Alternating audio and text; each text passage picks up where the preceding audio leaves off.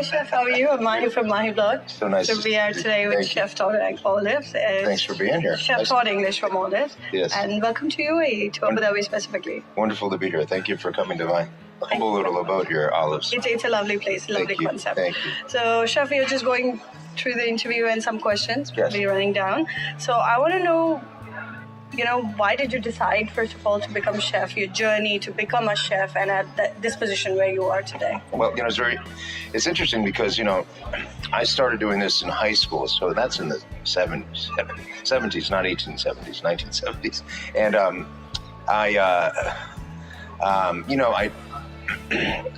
in those days, it wasn't really thought, there weren't sort of examples of chefs that are that were out there doing things like there are today, and it wasn't really considered even a profession that one would consider while in high school, or a vocation that we would go after. I tried college, I tried a couple other things, and then I ended up going back to cooking, and just loved the energy of the kitchen, loved what it was all about. Worked under a couple good chefs, and finally went to the Culinary Institute of America in 1980. And in those days, it took like a year to go in. They actually wanted you to have a lot of, at least a little experience in the kitchen. And I'll tell you, I came out of school. It's a 2-year program, in 1982, and hit the ground running and never looked back. So those are the certifications which you receive, and it comes to you as well. So is there a chef which you admire the most, and who are they, and why is it for? Wow. Well, I love history, and I love chefs that have taken chances and done new things. I think from my time sort of getting into the business, it was Julia Childs. Alice Waters was doing amazing things in California at the time, but I also read a lot about Escoffier and Ferdinand Point and the sort of older generation of chefs, and their contribution to cuisine in their day. And then and in more modern times, you look at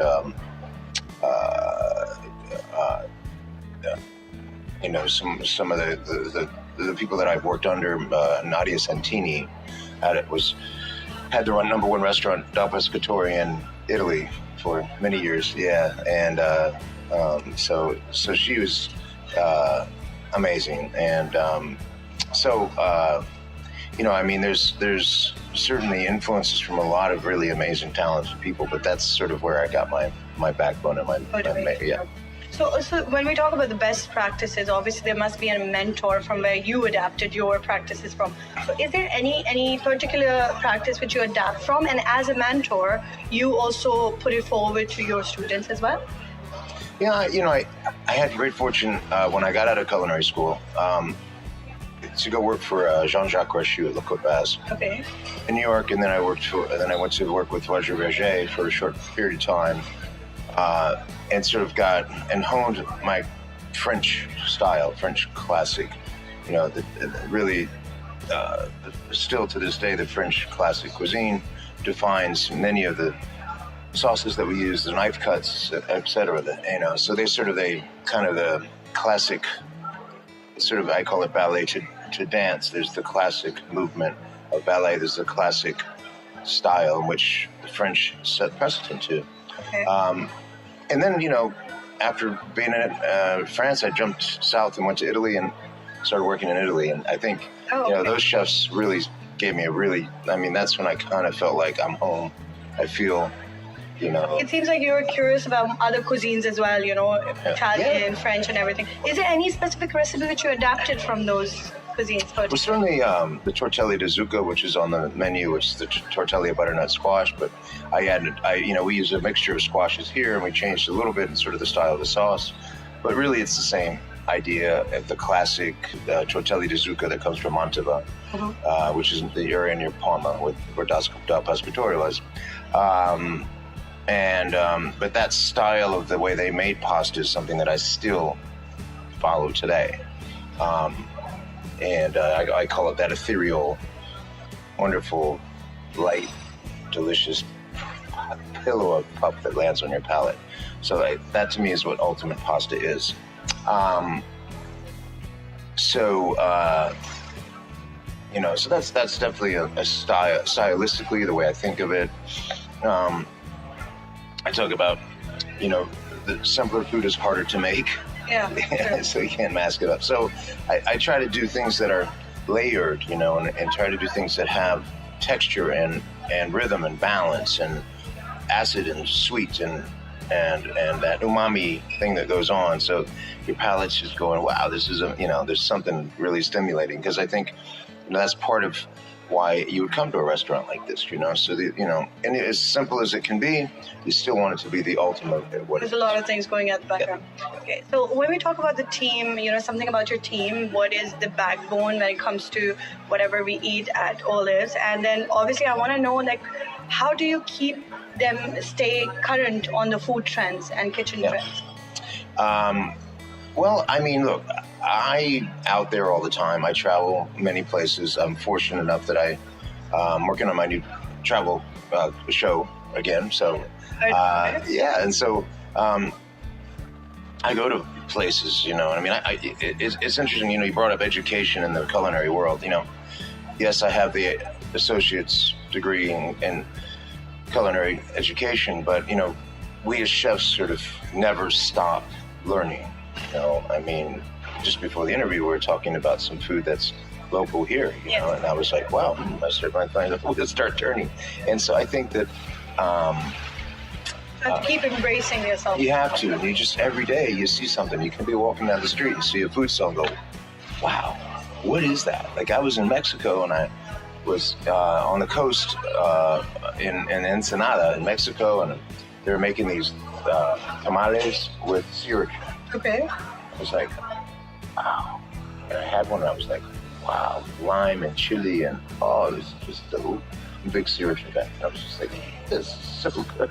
So, those are the kind of things that, that kind of always resonate. It's on the go. Always on the go. You're just always learning and you learn from everybody, because everybody has different experiences with food. Sure. So when we talk about on go and you travel to so many destinations across the world, obviously one thing which comes to my mind, and you being a celebrity chef and so many places and such a successful entrepreneur you are, how do you deal with different taste palettes in different parts of the world, different regions, especially here in the Middle East? Well, it's very important that I don't think you want to go in saying, well, I'm going to change the way that people eat, because that's not the way it works.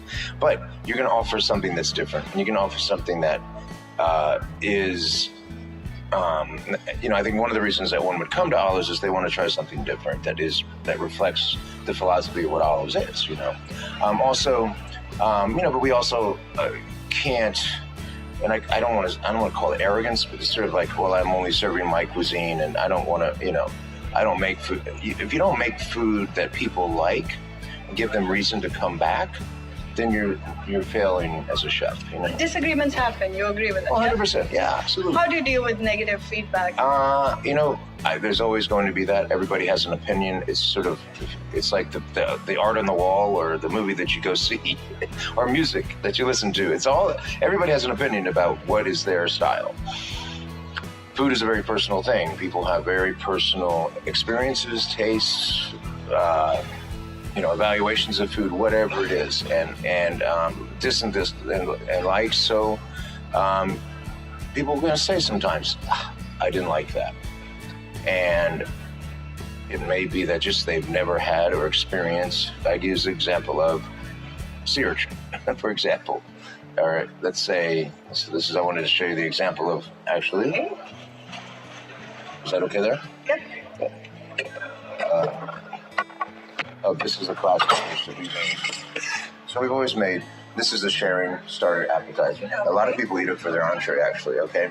And we took this from Cipriani, not Cipriani. Can I go back? So we took this from out of Italy. It was a famous restaurant there. Okay.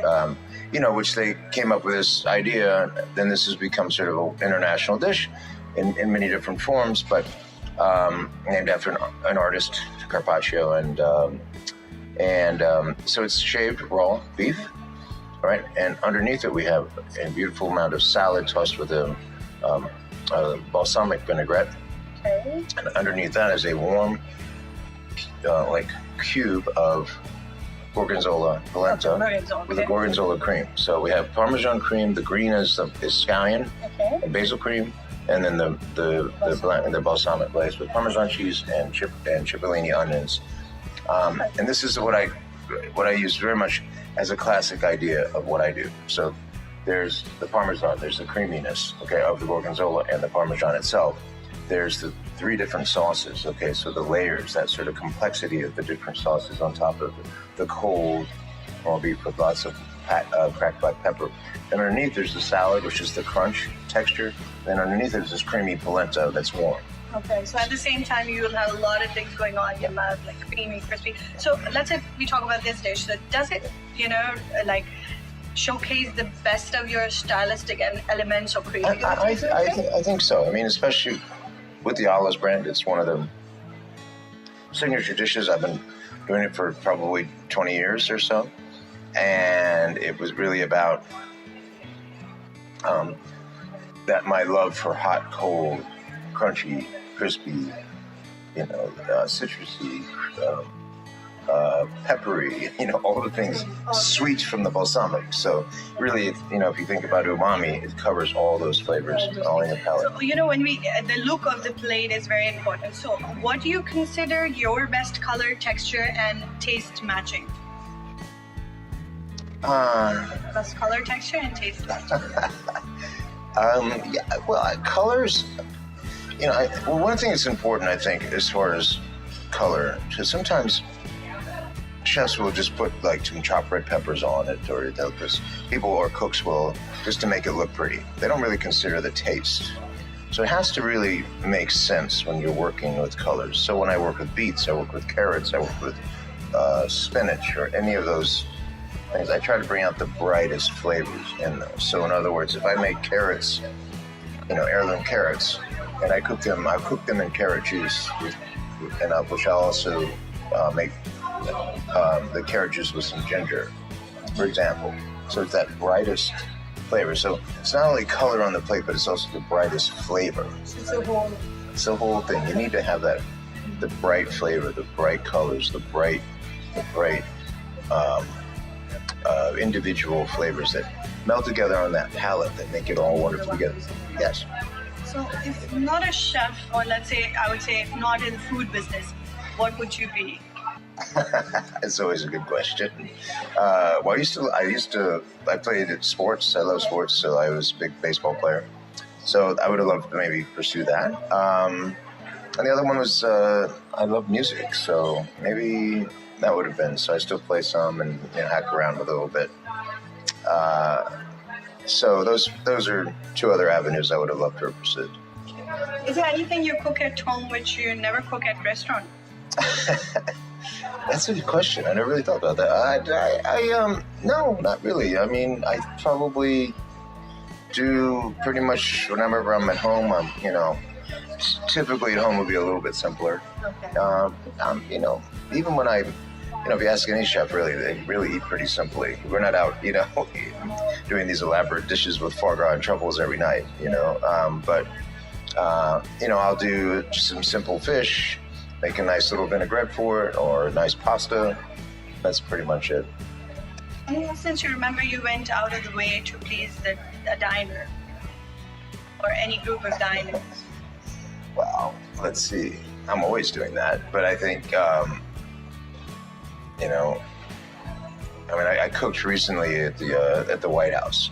Okay. Yeah, so I had the opportunity, which was a great honor. And so yes, when we were preparing the president's food, we certainly made some extra care there. Quality of ingredients. Quality ingredients, and so that was certainly one thing I was very excited about. So menu development and overall design is something always, it's an area that always attracts me as a food blogger as well. So all that part you deal yourself when it comes to the menu development and overall designing of your food, you deal with it, right?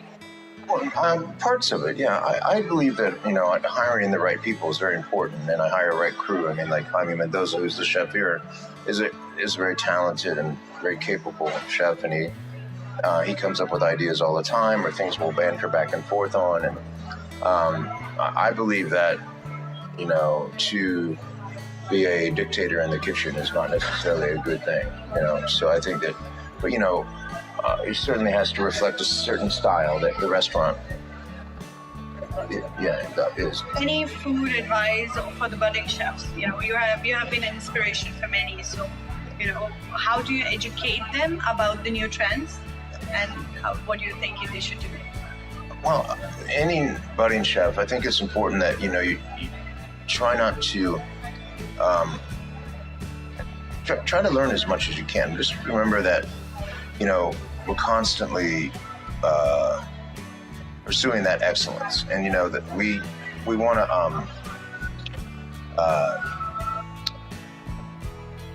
learn who you are so you can express, because it's a self-expression. Food is, and I think that's always going to be the best result when you kind of it's the same thing I believe in music. The most successful people in that play their music. Mm-hmm. It comes within what they believe in, their heart. Okay. And so I always say that to chefs: learn as much as you can, jumble it up, and then figure out what it is for you. That's your style and where you want to go. Okay, great. Thank you very much, Chef. And we have this one. We'll have a rapid fire. It will be fun and quirky questions. So we'll just go through a few questions and let's see if you'll be. Name any food allergies or. Salmonella. Okay. And how do you avoid the trans fatty acids? Just don't cook with them. Okay. All right. So reduce fat and sodium in the menu. What would you do? Add acids. Okay. So you'll ban acid. Smart choice. For Todd English, happiness at work or kitchen is? My phone somewhere else and me just in my zone cooking. Okay, great. So famous diner or hungry diner? Which one is more challenging and why? They're both. Yes, that's a yes to both. Okay. And they have their own ways, yeah? Yes. Thank you very much, Chef. Thank you.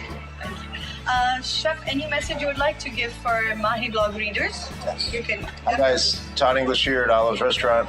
We're here at this beautiful hotel, the Ritz, at the Venetian Village. I'd love to have you in. Check out what we're doing. It's really exciting what's happening in this whole village here. But most importantly, I'd love to have you in. Give us a shot. I know it's a little out of the way of the Abu Dhabi way, but let's get here and see what's up, because it's a lot of cool stuff, and we just love the dining room. We have a great staff. I know they take good care of you. Cheers.